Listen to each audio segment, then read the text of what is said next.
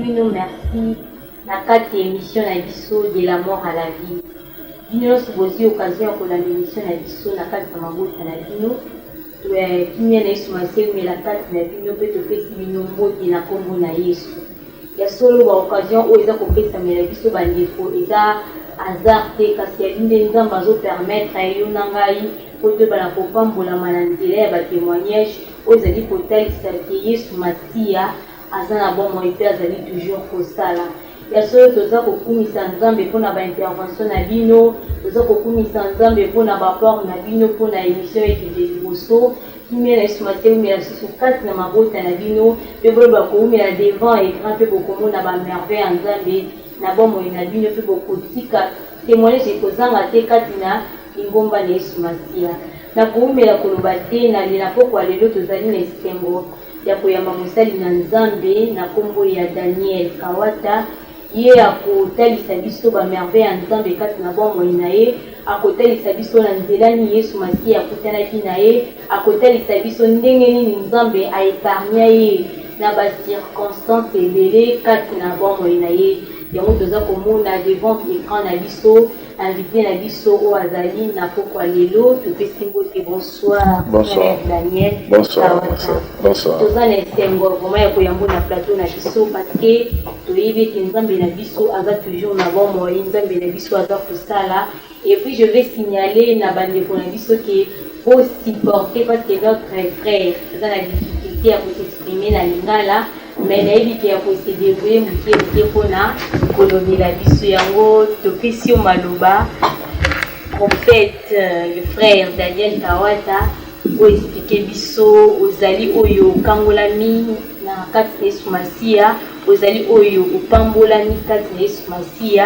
Bana na nzambe baza na posa bayoka nini oyo nzambe asala kati na yo oyo koyede bango pe baza kose retrouver pe na kawana bayebana kozala édifié na nzela na yo. Merci sœur Lucie. Disons que ce que nalobi que moyen naloba na lingala ezate eza po souvent nazaka na facilité ya koloba mingi na français po ceux qui naza na likambo ya koloba to ya kopartager nazaka na facilité koloba ngo na français. Lingala eza tant mosusu mwa kokosome nakomeka nanu de temps en temps kozongela makambo mosusu na lingala po ba oyo balingi kolanda ngai malamu oyo bakoki kolanda ngai malamu na lingala balanda ngai mpe malamu. Donc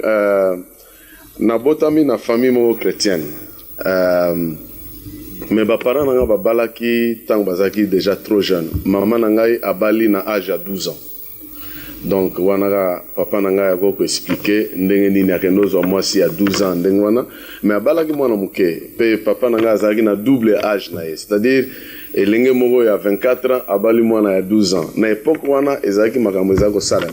donc ezalaki te exception mpona bango. Ezalaki ba couple mosusu ezalaki ndenge wana na âge ya 12 ans bapesi mwana na libala. Alors une année après mariage na bango ndenge na ye kobotama loko ko constater yango biso nyonso mibale tozalaki abana. Mama azali mwana ndenge balobi na français, ye azali jeune nga pe nazali bébé, ye azali nano enfant. Moyen penza azwa soin na ngai ezalaki te. Donc ba missionnaire moko canadienne ba utaki na Canada bazalaki kotravailler na mission protestante Kipungu ezali na Bandundu non loin ya Kikwit, à quelques kilomètres ya Kikwit. Donc esika ngai na botamaki. Alors comme ezaki mission protestante ba missionnaire bazalaki wana bazwi ngai epa na bango nasali 5 ans avant nazonga na libota na biso. Donc nasali 5 ans na bango batei ngai liloba nzambe. Donc je comprenais déjà la Bible à cet âge-là. Ils m'ont inculqué les versets de la Bible. Donc tant on a moins à 5 ans nazoke notambola basi ba yebisanga ke nzambe azali mokeli ye mutu akelaki biloko nyonso oyo tomona na mokili. Soki na moni ka nzete boye ça me rappelle que ezali na nzambe moko oyo akelaki yango. Donc image ya nzambe ba pesa ngai ezali nzambe oyo akela biloko nyonso. Donc mokili oyo ye mutu azali mozalisi nango, ye mutu adesida ke biloko nyonso ezala pe azako loba kaka tango koloba eloko wana koloba ekokisa mipende ngwana. ndenge image bapesaki ngai ya nzambe. Alors tango na koli 5 ans après nazongi na famille naye kokutana na problème moko. Oyebi nalanda ba témoignage ebele nazalaka très édifié tango nalandaka par exemple mutu azalaki sorcier ou bien magicien abongoli motema. Ngai témoignage na ngai eza plutôt côté ya ba magicien ou bien ya ba sorcier te mais bao penza bazaki ba victime. Donc ngai naza na famille moko tozaki ba victime ya batu wana. Makambo bazali kosala ba décision bazali kozwa na famille na biso ndenge nini ezali kokokisama na famille na biso na ndenge ya mabe ndenge ngai nakolaki tango nakuti nazongi na famille na biso nazalaki ene 5 ans après wana tango nake epai ya ba missionnaire wana ba parents nanga bazwaki pe mwana mosusu ya mwasi tango nazongi donc nakuti petite sœur nanga na ndako mais situation ya ndako ezalaki malamu te. On dirait que ezalaki na ba malheur moko ezalaki kosalema na ndenge bato ya mitema mabe bazali koprograme yango. Mama na biso azali kolota tango akolota akomona noko na ye akufa te, noko na ye azalaki na bomoi, c'est-à-dire azalaki ndeko ya mama na ye, grand frère ya mama na ye, selon famille na ero wana avant na kundola ba makambo mosusu, avant na ya ko découvrir makambo mosusu. Donc akolota noko na ye azali yo en tout cas mwana na yo tel tokobomaye na jour boye okomona. Donc il faut nga na ya ko récupérer mwana wana nazana ba droit na nga oyo ezokopesa ngai permission na récupérer mwana wana. Mama kolota boye le même jour oyo mutu wana prometaki yeke jour songolo na boya kozwa mwana wana mwana pa kokufa. Donc bakoki kosala nyonso balingi kanisa nanu bayebisi bino ke lokola lelo tozali un jour de la semaine, dimanche par exemple, bayebisi ke dimanche ezoya mwana na yo tel oyo amibale akokufa. Ye sikoyo akosala manso esengeli po protéger mwana wana. Bakobenga bato oyo bamelisaka bakisi, bato oyo basalaka ba tatouage wana po ete protéger biso. Yango wana série wana tozako mona bato ya ndenge na ndenge bazokoleka ba spécialiste mususu spécialiste ya mafuta awe amelisi bino mafuta lobi lokola bomeli yango mutu akosimba bino te mais ezako salema ke le même jour à la même date à la même heure oyo mutu wana prometaki o noko wana ayebisaki mama na biso ke mwana wana akufaka ata bamelisaki ebiloko wana. Donc ba malheur wana ezako se répéter na famille. Baleki nanga mususu bakomi épileptique, donc bazoko kweya mususu akweyi na mai mususu akweyi na moto bayako la museka ndenge wana bazomema bango na ba hôpitaux ba dispensaire mais bazaki ko guérir te bazaki ka kotika na maladie wana. Alors situation wana ngai ezako troublenga siko na bandi komi tuna na bi me soki nzambe oyo bato wana balakisaki ngai nazaki nanu mwana moke donc 6 ans 7 ans 8 ans nazokola na ba question wana bi ndenge nini nzambe oyo bayebisaki ngai azali mokeli ye mutu akelaki biloko nyonso asalaki makambo nyonso oyo tozomona mais ndenge nini nazo permettre ke bato aboye ya mitema mabe soki adeside ke nakoboma mwana abomi ye mpe kaka soki akodeside ke akosala likambo songola asali yango mpe kaka. Alors ndenge nini nzambe wana azokopermettre makambo ndenge wana nazalaki komi tuna bakestion wana mais nazalaki na yano moko te. Alors mais bamalheur wana ezalaki kocontinue kaka. Donc tobungisi petite sœur nanga moko akufi na nsima na ye petit frère mususu ayo kokufa ye wana kufaki eloko esalanga pasi parce que o wana kufaki bamemelaki biso mama moko bo azali spécialiste ya kokanga bana nyonso oyo batie déjà na programme ya koboma abite mwana bino basi batiaki déjà na programme ya koboma me na kobimisa ye na liste na kolongola ye na liste bakoboma ye te apesi asengi basomba bakadena mibale batie ye kadena na loketo. Mais petit frère nanga wana tokundaki na ba kadena nyonso mibale wana. Donc malgré ba précaution wana bazwaki ba disposition nyonso bazwaki akufika pe bakundi ba longolaki ba kadena wana te bakundi kana. Donc je pouvais voir une frustration au malheur ezaki ne longia ba parents nanga bako sala tout pour être likama yela bangote mezo ya kaka mais bazaki na pouvoir te ya ko empêcher yango. Donc chaque fois que moi na kufi batu bakoya na parcelle na biso koloba makambo papa na biso obimaka bi mwana nanga ndenga kufeli na yebi nanga te abelaki na ete makambo esalamaki boye eza na côté ya mwasi nanga. Donc chaque fois conflit ebandi komata entre ba membre ya famille ya papa na ngai na ba oyo ya mama na ngai, parce que oyo ya papa na ngai baza komona ke bana na ye bana ndeko na bango bazo kokufa mingi kaka po na misala mabe ya batu oyo bazaki côté ya mama na ngai. Et babandaki ka ndenge wana ekolaki mais esukaki te ekomaki na niveau moko ke bana à l'heure qu'il est toza naza na famille ya bana 7, donc misato basila kokufa, donc tozaki 10 soki bakufa te tolenge tozala 10, mais nayebaki te ke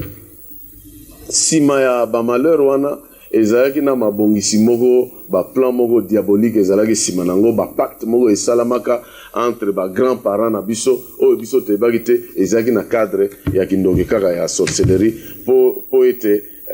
noko ya mama na biso wana azala na droit ya koya boye adu mwana wana abomi ye malgré nyonso baza kosala eza kosimba te parce que bazalaki na lien moko boye wana peut-être na kozongela nsima. Mais nalingi nalanda nanu ndenge nini vi na ngai sikoyo eya kozwa makama na kati na cadre wana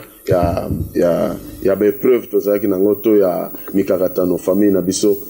azalaki komona. Daniel, avant de continuer, parce que na yeba tant vous avez expliqué, tant vous n'êtes pas missionnaire, vous êtes na 5 ans, vous n'êtes pas baboti pour maman nous azalaki mwana, ozongi na pas baboti, wande komona ba makambo ezo salama, bandoto maman zolota kaka ndenga loti na ngonga wana likambo ezo salama, donc malheur ezo yakati ezota. Ndenge ni wande koyeba maman bande ko relater bino histoire na loti boye yango nde salami peka ndinga lobaki bien oyaki koyeba bango après. Non, avant maman na biso azako relater biso akolamuka na tongo abi lelo na loti mabe na loti mwana wana akufi akoloba na biso ndenge wana na loti mabe mwana wana akufi alors akolobango na motema moko ya mawa bakozwa tango akoloba yango nde esika wana bakozwa ba disposition bando tuna nana ko salisa biso parce que bango moko bazaki nanu ba chrétien bazaki ba Kristo tango ba bongole mitema na bango, mais quelque part là je crois que batika ginzela nzambe tango malheur e bandi goya bandimaki te ke nzambe ko sunga bango, alors bazaki na obligation o kendo ko luka banzela mususu batu mususu o batanga magi ke batu mo bako ko protéger bango, alors bazako mema bango nanda. Donc disons que côté wana ezalaki mama na biso azako yebisa biso ke na loti mwana tel azuli kama boye et puis ezo sala na fait. Alors eloko ya kokoma compliqué ezaki tango yesiko ya yeko lota ke ngai babominga, donc wana nde na lingna kende nanu mwa mbangu na côté na nga moko natika nanu problème ya famille. Donc tango ya yeko lota que ngai na kufi ayebisi biso na tongo alamuki abi na loti ndoto moko mabe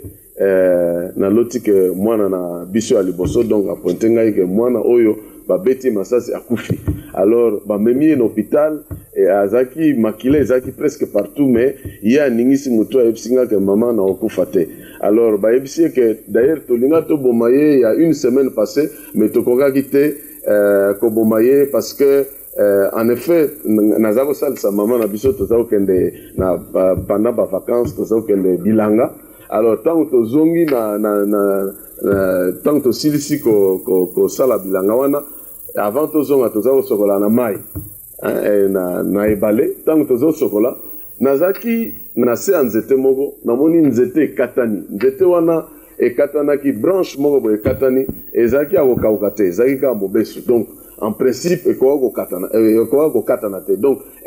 c'était difficile de comprendre que branche wana ya mobesu wana ekatana ka boye tango ekatani ezoko kita po ya kokweya mupepe moko boye ebendi yango ezoko kweya na pembeni. Alors ngana zako sokola na moni scène wana mais na comprenaki na ngate ndenge nini branche moko boye ya mobesu ekatani yango ezo ya kokweya mais mupepe moko boye ebendi yango ekwei na pembeni. Sikoyo tango mama na biso asali rêve na ye wana na ndoto wana bazokolakisa ke en principe ezalaki nde ere wana tolinga toboma ye, mais mupepe moko boye tokomprenaki te mupepe eye kopusa nzete epengwisi nzete epusi ye nzete na pembeni nzete eke ekweya, mais tokorate ete tour oyo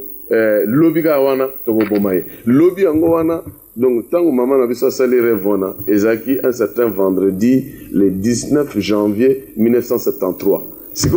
le 20 janvier 1973, à Yibisibi Sondotowana, pe na famille, basu décision, il fallait pas nabima jour wana. Mais Ezaki jour moko, mokonzi moko munene na mboga na biso azako ya na Kikwit, sika na Kolaki, ezalaki, Kitima bin Ramazani. Po bato bazaki na niveau wana na ne wana bako témoigner, donc bako contredire ngate. Donc ezaki le 20 janvier 1973 Kitima bin Ramazani azako ya na mboka. Alors biso tozaki bilenge totangamaki ke tokendo ya mamokonzi na aérodrome ya Kikwit. Donc, tozaki na ba camion ebele, ba na école primaire surtout la plupart, nazaki na 6e primaire en ce moment-là, nazaki na 12 ans, tosangani na bandeko mususu poto kende. Mais na jour wana lokola ba pekisaki nga na kende te, nazaki un peu mal à l'aise parce que na yebaki ke ba camarade ebele ba kokende. Pe nazaki na pete, na bandi komitungisa ndeni na kokende, pe na yebaki ke soki na kete lundi wana tongo tokende na école ou bien ba punir nga ba pesa nga punition parce que ezaki ordre ya directeur na biso école que il faut biso nyonso tokende aéroport jour wana. Alors nazaki ko douter entre ko obéir na ba parents na ngai ou bien ko obéir na directeur parce que na directeur ba ko beta ngai mais na ba parents ba ko comprendre nga. Alors na lugika heure moko boy bazaki distrait. Maman na biso azaki ko lamba, papa na biso azaki na ko kata matiti na lopango na bimika na sali semblant net na za ko tambola ka muke wana na bimi na kenanga. Tango na kei na kuti pe ba camarade mususu bazo mata na mutuka na heure wana nazaki un peu en retard ba bengi ngambangu na mati. To kei to koma kutu aérodrome te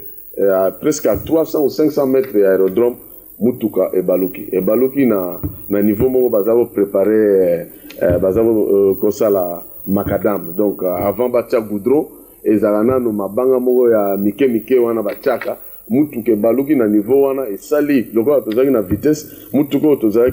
tozako yemba ezako dépasser mituka mususu. Donc tozako influencer chauffeur na biso tozalo yenge po leka mituka mususu noki. Alors abando doubler mituka et yeko koma place moko boye vewe moko ezaki liboso po doubler ngo amati na bordure ya nzela oyo ba bordure wana ba borne wana basalaka batiaka na pembeni na nzela. Alors mutuka ebaluki ekeko kwea mais eyeko kwea kote nga nazalaki loboko ya droite nasimbi carrosserie boye. Alors mutuka ebaluki kote wana et glissé à peu près 100 mètres na mabele. Alors kanisa na mabanga mike ezalaki wana mabanga minene pe ezalaki mutuka glissé na niveau wana. En tout cas ezalaki accident moko munene mais mutu moko akufaki te. Et puis na accident wana mutu mususu akufaki te, mutu mususu azalaki na fracture koleganga azalaki te. Donc nga nazalaki victime la plus grave ndenge baloba nazwaki ba médecin balobaka fracture ouverte. Donc esika mokuwa ebukani penza en deux et katani penza. Donc nazalaki nango 4 fractures ouvertes. Coude nanga kuto bungaki et monanaki te. Bazui biso wana ba memi biso na hôpital. Mais médecin moko stagiaire azaki médecin belge moko azaki stagiaire na hôpital général ya Kikwit. Moyen asala autrement ezalaki te. Alors akataki ngai loboko. Et puis na niveau wana nazaki sous perfusion plutôt nazaki na salle d'urgence na lingana loba. Tango na koba kotinga na salle d'urgence na moni penza ndenge makila ezoko bima ezaki somo. Alors babandi ko réanimer nga eloko moko na yebi wana que j'avais perdu connaissance nazoko miyeba lisusu te. Mais na ndenge nazaki na salle d'urgence wana na monika que donc d'après ba médecin nazaki ko kufa parce que bameki koreanime nga nazokoka lisusu te me nga moko na mimoni ke nazali na nzoto na nga te nabimi na nzoto na nga eza wana bazokomeka koreanime yango me nga nabimi naza na monde mosusu alors kobima wana nabimaki namonaki mpenza makambo mingi te namonaka mutu moko ya mulai azaki na lumière moko nayebite ndenge nini ezokongenga makasi en français tolobi éblouissante donc lumière moko makasi atalaki nga na miso te apesi nga ka mokongo azotalisa nga mboka moko boye azotuna ozomona mboka wana naza komona yango mpenza na mosika me namonaki bandako mpenza te me namonaki ya lumière namoniki eza mpe mboka me nazomona bandako te me kaka lumière moko makasi ayebisi nga omoni mboka wana jour mosusu okota na mboka wana me ngonga na yo nanu ekoki te epuis soki sikoyo olobi ke olongwa monde na yo wana okota na mboka wana te ozali nanu kutu prete alors namonaki kaka image wana après naye kosutuka naza na mbetu loboko ekatani mama na ngai aza pembeni wana aza kolela natuni na bime ndenge nini bakati nga loboko batia yango wapi alors ntango na pose question wana asiliki donc aza kolela me asiliki alobi me nayebisaki yo nini nayebisaki yo obima te okende te toyokanaki ke lelo moyen obima ekozala te yo tiki obima tanga ndenge sikoyo komi natuni nanu yebisanga na loboko wana batia yango babebi bakundi yango quelque part bayebisi nga oza na droit te ya komona yango mais conflit entre ngai na mama na biso ebandaki jour wana parce que accident wana eya kobebisa makambo nyonso na famille donc papa na ngai amoni ke ezalaki occasion mpo na ye kaka ase séparé bakabwana na mama na biso parce que trop c'était trop donc wana nga nazalaki mwana liboso nazwi likama wana bayebaki te soki nakovivre lisusu me na ndenge nakomaki wana nakomaki mutu moko aza lisusu na aza abebisi vi na ye mutu mosusu disons nakomaki mwana moko aza lisusu na avenir na ye te alors conflit wana esalaki ke 3 mois après na longo hôpital nazongi na ndako chaque jour na pokwa bapara nanga baza koswana soki na bimika boye bazoswana mabe bazokobunda mabe alors papa na ngai abando menacé que il fallait kaka adivorce atika mwasi wana parce que makambo ya famille na bango ezalaki malonga te et puis preuve ezalaki ke na ntongo wana mama nde arrivaki ke noko na ye aza kobetanga masasi donc c'était clair que ezalaki bamembre ya famille na ye mais eloko moko nalobaki te au début papa na biso azalaki na problème chaque fois azalaki kodécide que il faut natika mwasi wana bokilo na ye c'est-à-dire papa ya mwasi na ye donc papa ya mama na biso azalaki komenace na butu abi oko otika mwana na nga te donc bazaki en quelque sorte victime ya pouvoir à sorcellerie mama na ngai bazomenace na noko na ye papa na nga bazomenace na bokilo na ye donc ezalaki mwa lisanga moko boye bakodécide makambo nyonso mabe balingi basala basali yango mais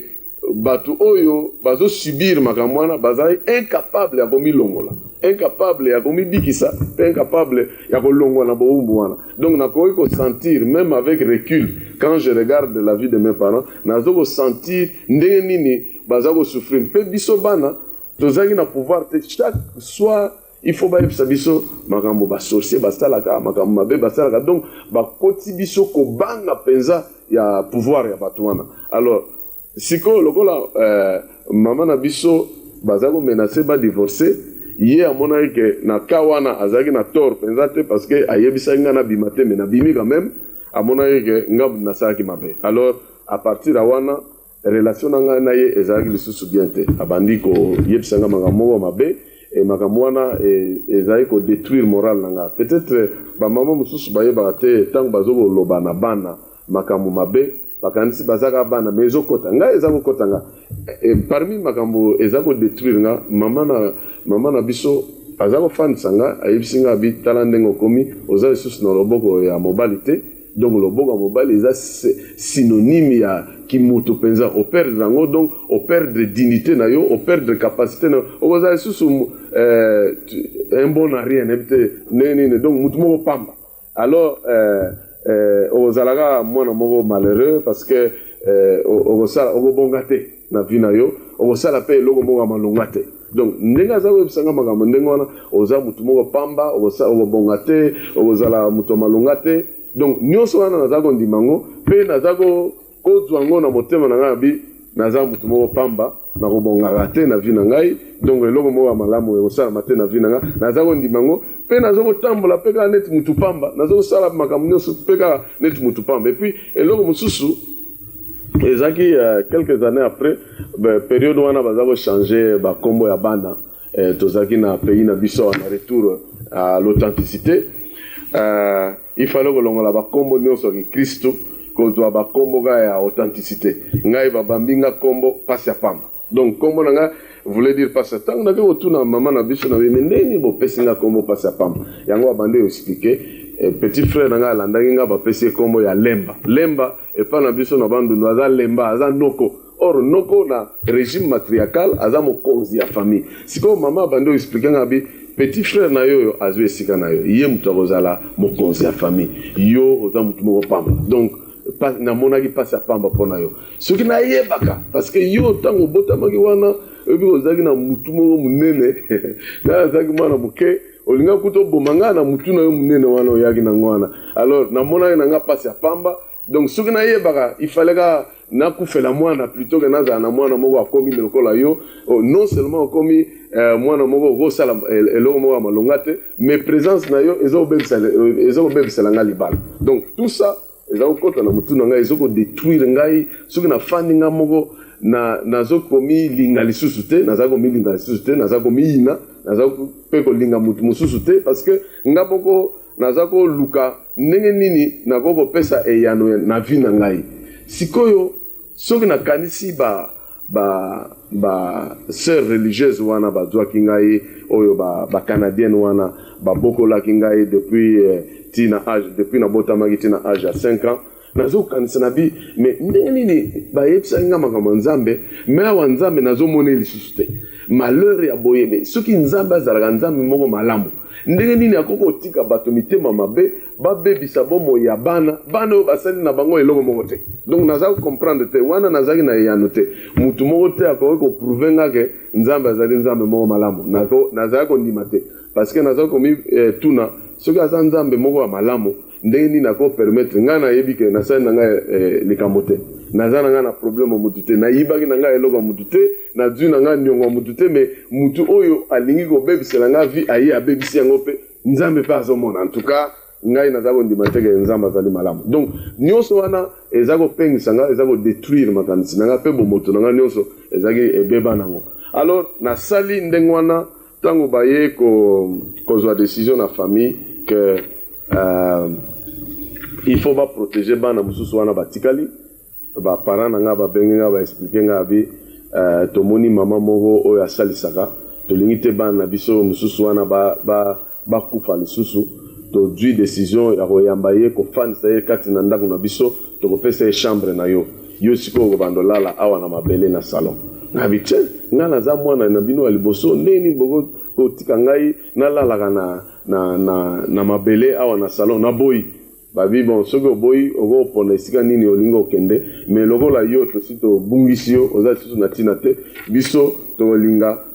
kobatela bana oyo batikali opesa ye chambre donc bon gré mal gré ndenge balobaka na longwe na nga yango wana ntina nakomaki mwana oyo azali oyo tobenga lelo bashege mene poko wana tere mwana ezalaki nango te nakomi kolala na nga na libanda donc mais eloko moko natikaki te ezalaki classe naza kokende classe parce que médecin oyo docteur oyo asalaki nga opération alongolaki loboko akataki loboko ayebisaki nga mwana oza na chance na yo soki otangi oza mayele soki otangi ozala mutu moko malamu soki otangi te otiki classe ozala mutu moko ozala na ntina te epuis ye moko alakisi nga ndenge nini ya kokoma parce que nazalaki gaucher te ntango nabotami asombeli nga livre moko ya monene boye ezalaki na badessin côté moko badessin ezalaki colorier donc na bacouleur côté mosusu badessin yango wana kaka me bacouleur ezangi sikoyo asombeli nga pake moko ya bacouleur nasalaka exercice ya kokolorie nasalaki yango 3 mois ntango 3 mois esili nabandi mpe kokoma epuis dukola nazalaki na 6e primaire na continue nasali baexamen nasilisi makambo nyonso nalinga nasala donc na bandi kokoma ti lelo na nde ezalaki ndenge wana nde nayekolaki kokoma lokola asengaki ke natika classe te ata bapara na nga babenganaki nga natikaki classe te sikoyo nakokende nalali na zando nalali na puis période wana ezalaki bamatanga ezalaki ebele heureusement bamatanga ezalaki ebele quand même nzambe alingaki bato mosusu babanda na bango kokufa mais dans l'entretemps naza koprofite kaka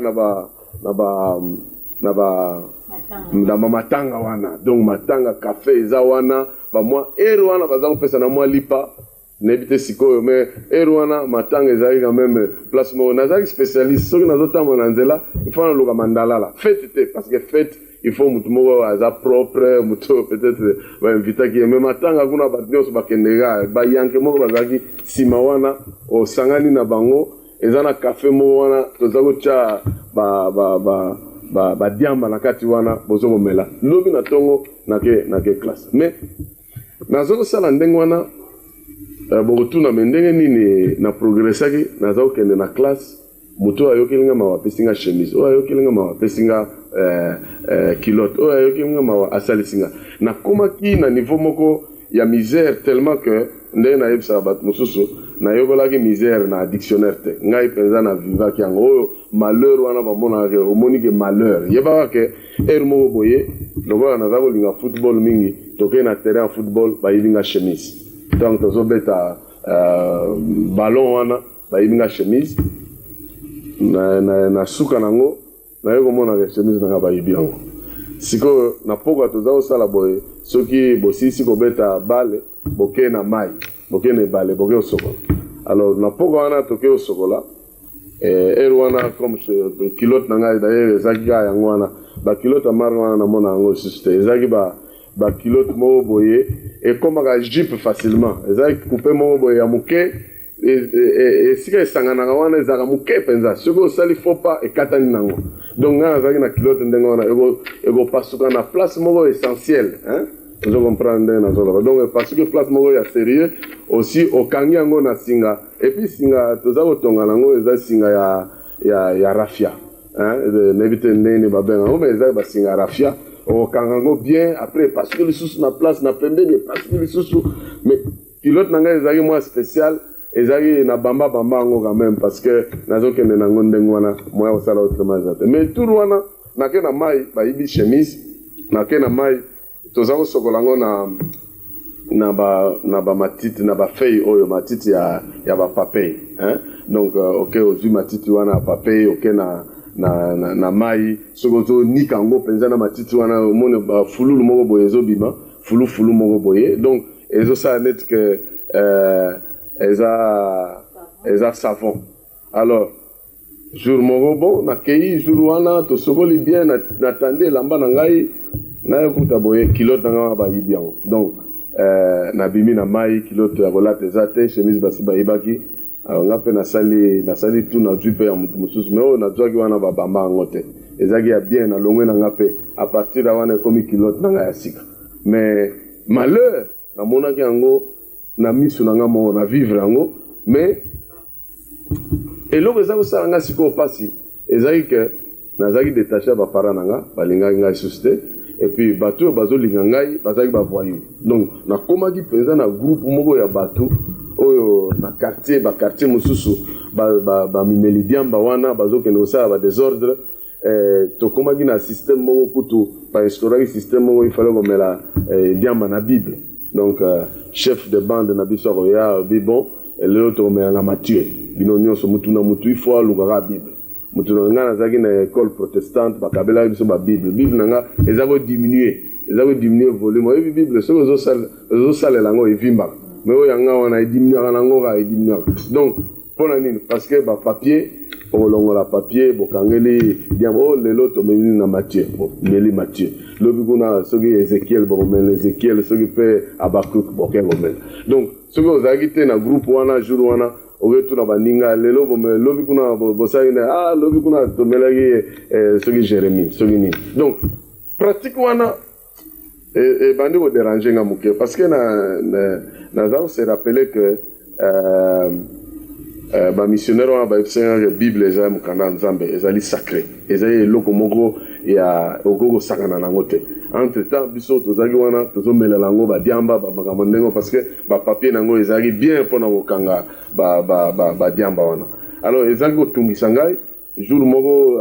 nasali quand même remarque na chef ya groupe na biso na bite quand même livre oyo eza livre moko sacré tokobebisa yango boye te. Jour wana kutu na memaki bible nanga te batuni nga bino lelo na memi nanga te. Donc parce que eza livre moko eza sacré makambo obebisa yango ndenge wana eza te. Or na groupe wana il fallait pas koloba makambo oyo mokonzi alingi te. Donc il fallait pas punir nga tozalaki une trentaine ya bajeune wana mutu na mutu 5 gifles. Donc il fallait abeta ngai 3 gifles mutu na mutu. Donc na jwaki yango penza esali nga pasi. Alors na kimi groupe wana groupe ya liboso oyo bato balingaki ngai nga nakoka kosupporte te parce que ezalaki na makambo mosusu baza kosala oyo naza kosepela nango te. Et puis badiamba wana eza kobebisa nga parce que ezokomisa nga dérangeur moko na classe ya kosakana te. Et puis eza kopesa ngai nzala trop. Donc soki na meli yango il faut nalia. Or kolia ezalaki nango sur te. Donc moyen mpe ocontinue yango komela yango ezalaki te. Alors naye kokutana na groupe ya bato mosusu oyo bayambaki nga quand même bapesi nga quand même mwa esika ya kolala. Mais bango wana balingaki nzambe te. Bazalaki koloba bazalaki baphilosophe. Donc bajeune moko boye intellectuel bazokende classe bazozonga mais bazalaki baphilosophe. Dieu mpona bango nzambe oyo tolobi na français Dieu ezalaki abréviation ezalaki domination internationale européenne. Donc ezalaki nango nzambe te. Donc ngai bayebisa nga ntango naza mwana mokene ke nzambe wana azali mokeli ya biloko nyonso oyo tomona. Sikoyo bazoyebisa nga ke Dieu azali Dieu te azali domination internationale européenne. Bazoexplike biso omoni baeuropéen bayaki nde kodomine biso bayaki na baphilosophie na bango. Or ngai ntango nazalaki mwana moke babokolaki nga mpe na disons baeuropéen ata baza bacanadien mais bazalaki mindele. Donc nazokosangisa ngo na bia nzoka nde yango wana makambo na bango ebongaka ya biso ebongaka te nzoka nde nzambe aza na ye te. Donc nga mpe nandimi yango na bandi kolanda bamatere wana ezalaki baphilosophie yebaka ke to bamosusu bazaki na niveau wana baza na 6e des humanités na bacours moko ya philosophie toza kozwa oyo nzambe azali te bamatere wana ya Jean-Paul Sartre bamakambo ndenge wana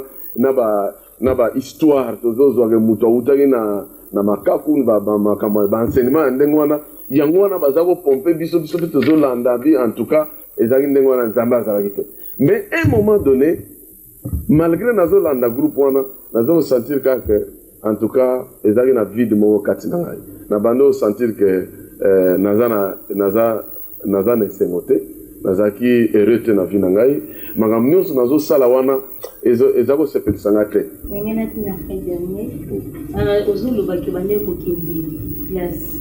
Mais ozaki nisika ya bulala te. Mutaprendre soin na azalaki te. Et puis pour l'ando koloba, ozo faire partie que bande peut-être se débrouiller pour na aussi porter les titres na yo. Et bande ko sala ndenge ni au continuer les titres parce que les hommes là qui commettent des bêtises de nation. Donc bande ko sala ndenge ni au pas porter les titres na yo. Et puis ce pour que ozo ngaki na sima. Maman azo condamné yo pour na accident au kutana na ngo parce que aboya ki obima. Azaki conscience ya banduta bande kolota et puis bande ko se réaliser. Yé moko ko ete ko se réfléchir pour aye ba ko za solution pour na ba makambo wana isema na libota na ete et puis atika ki a abandonné aux ala vraiment mwana moko ndenge bango mo ba mona ete ozo na tina te ba tikio et puis même ko confier pas mutu moko ba zaki na idée wana te parce que ba mona ka ba tanga merci pour la mituna na yo. La première question concerne Neni Nazaro Futa Minerval. Avant de répondre à la question, effectivement, Elo Waliboso, tant que Monique l'étude n'a pas continué, na ne wana to saki accident, ba sambi saki biso na chauffeur oyo azako kumba mutuka jorwana. Alors jugement ezali que mutu na mutu awosenga dommage donc ba dédommager na accident ça qui pona zaki nga mokote nga na zaki cas plus grave mais mususu ba fracture amike bazalaki alors batu na batu bazako senga mbongo mais papa na ngai heure wana ntango nalongwe hôpital babengi biso na tribunal alobaki ke ye azalaki na ye na makoki te ya kofuta baetude ya mwana na ye lokola mwana na ye alingaki kotanga asengaki kaka baexempte ngai na minerval donc tribunal epesaki ngai document moko eza ko esala nga exemption ya minerval c'est-à-dire que nakofuta minerval te ntango nakokende na école nakopesa bango note moko oyo mokonzi ya mboka akomaki na époque wana ezalaki commissaire sous-régional donc akomaki note que mwana oyo lokola asalaki accident na cadre moko politique na cadre moko ya mboka moyen afutaka lisusu minerval ezalaki te donc naza kofuta nanga minerval te note wana ezalaki lettre moko ebeba me naza kobatela yango kaka donc photocopie ezalaki te ezalaki kaka original yango wana na kilote na ngai ekozala wana na mikanda na ngai ekozala me yango wana kaka naza kopresente tour chaque année nakokende minerval na présente yango naza kofuta te wana eza eloko ya liboso yami ntango naza na troisième nakomi na premier secondaire deuxième troisième sikoyo ekomaki ngonga moko boye baœuvre mama Mobutu ere ezalaki wana ezalaki baœuvre moko bienfaisante bazalaki korecruter quand même bana oyo bazalaki na baproblème sikoyo po minerval naza kofuta te mais il fallait quand même nasomba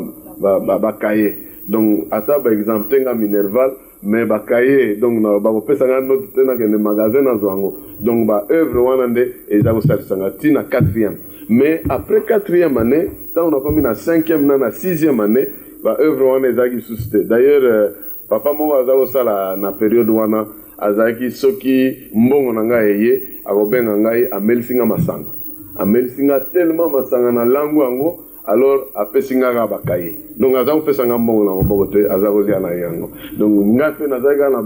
posa natanga bazofutisa nga na classe te mais bazopesa nga mikanda alors je me contentais de ça et je ne demandais pas plus que ça après tout je n'avais pas la force de l'influencer pour qu'il me donne ce que je voulais donc à part wana batu ya Lance Club donc ntango mpenza nakomi na 5e des humanités nazangaki mpenza esika kolala parce que ntango naza na première année deuxième troisième tantôt na kolala epa bandeko mosusu baza oyeba teke nazalaka epa ya baparent nanga te parce que baza komona kaka nazoya classe mais nazalaki mwana moko nazalaki je me forçais d'être propre je me forçais d'être présenté parce que toza na classe nazalaki kodébrouiller na période ya bavacances nakozwa bamanga tokende oyiba banguba nake koteka yango tokoyiba banguba nake koteka yango nazalaki koteka biloko donc nakokende na biloko ya ndako te toza kobuka bandako te mais toza kokende na période par exemple nguba ezali tokende tozwi yango tokoki koteka yango mbongo wana nasombeli ou bien pantalon ya sika ou bien chemise moko kaka boye ndenge wana ou bien camarade moko akopesa nga yango ndenge wana ou bien na époque wana naza kotanga na école moko ezalaki protestante mpe bamissionnaire mosusu baza koya nakokende kaka na forcé na bando explike bango ndenge nini nabotamaka na bando tuna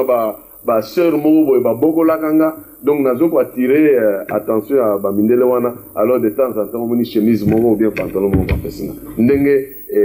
na ntango nakoli na 5e 6e année eza kosalama ndenge wana mais bafrais ya internat ntango sikoyo nazangi epai ya kokende naexplikaki na mokonzi ya mboka ya Kikwit période wana atindi nga na groupe ya bato ya Alliance Club bango nde bafutelaki ngai bafrais ya internat na internat ya Athénée ya Kikwit donc naza kotanga na école mosusu mais naza kofanda wana mpona préparer l'examen d'état donc 5e na 6e année nasalaki yango na internat nakataki quand même mwa moke vie wana ya libanda nakomi na internat donc du fait que naza kotanga ezalaki ndenge wana nde basalisaki nga wana mpona motuna ya minerval na baétude mais mpona question na yo kotala ke soki baparent bakoka kopesa ngai epa moto mosusu te asunga ngai bango mpe bazalaki na conception na bango na ntango wana bamonaki ke bazalaki na bana mosusu effectivement bana mosusu bazalaki ngai kaka nazalaki mwana moko ya problème donc mpona bango bamonaki ntina kotina ngai epai ya moto mosusu te bamonaki kaka soki na longwe nakozala danger moko elongwe nango donc badeklasaki nga parce que basi bapesi nga déjà kombo mosusu ya mabe ya pasi ya pamba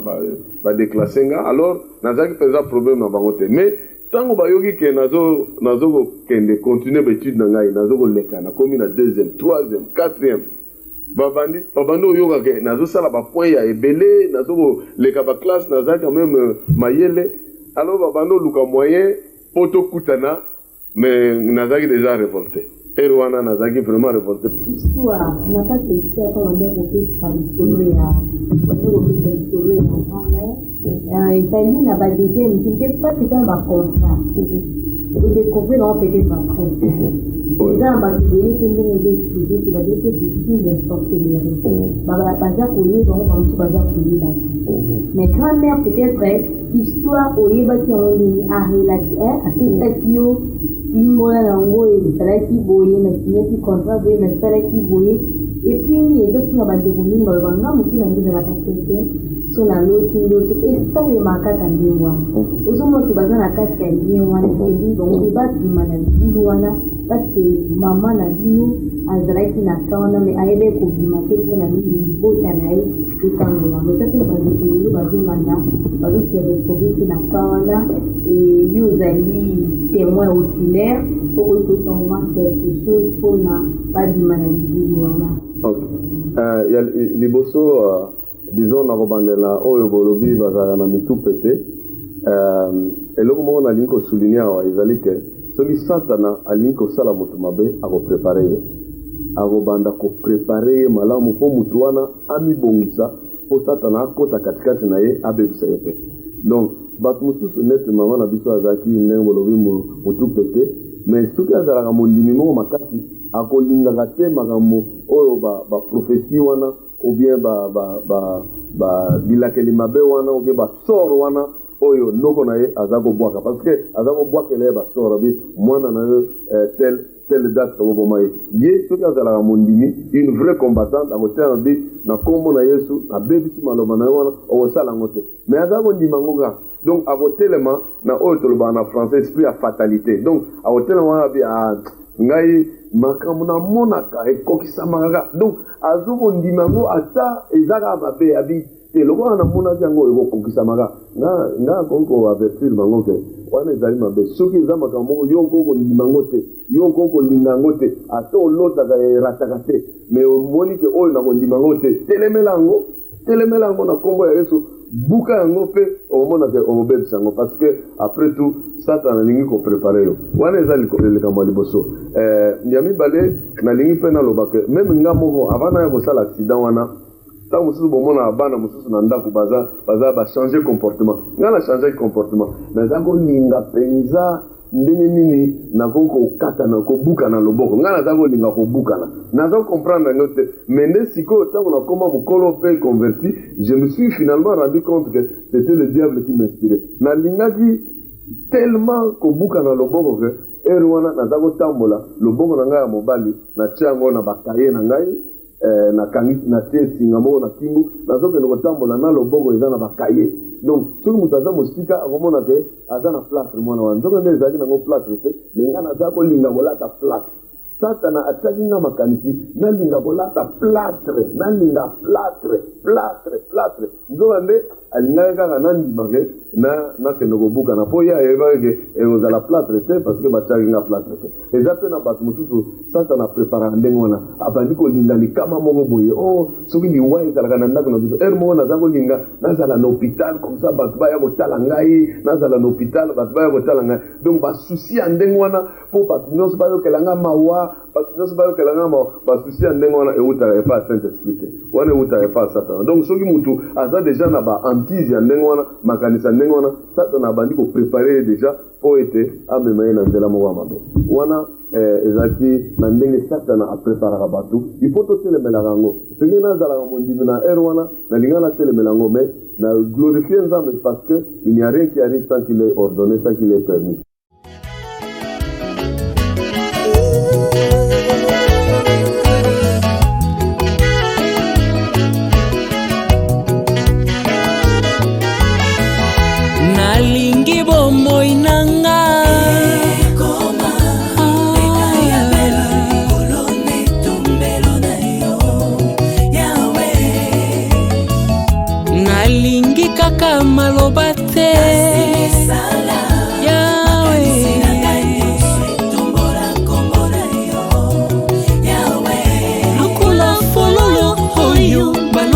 na jardin.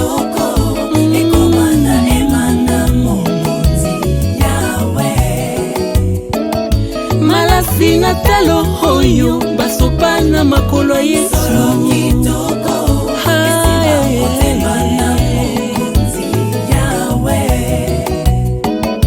Lokola maloba Etienne liboso ya liwa.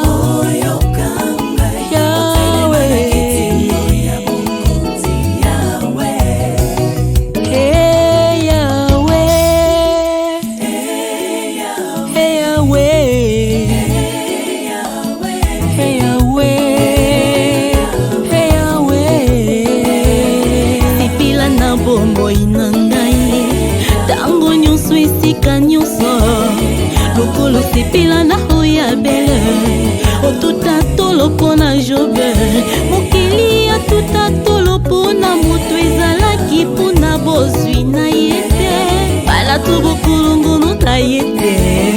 yango watikaki mungu na simba zambo yo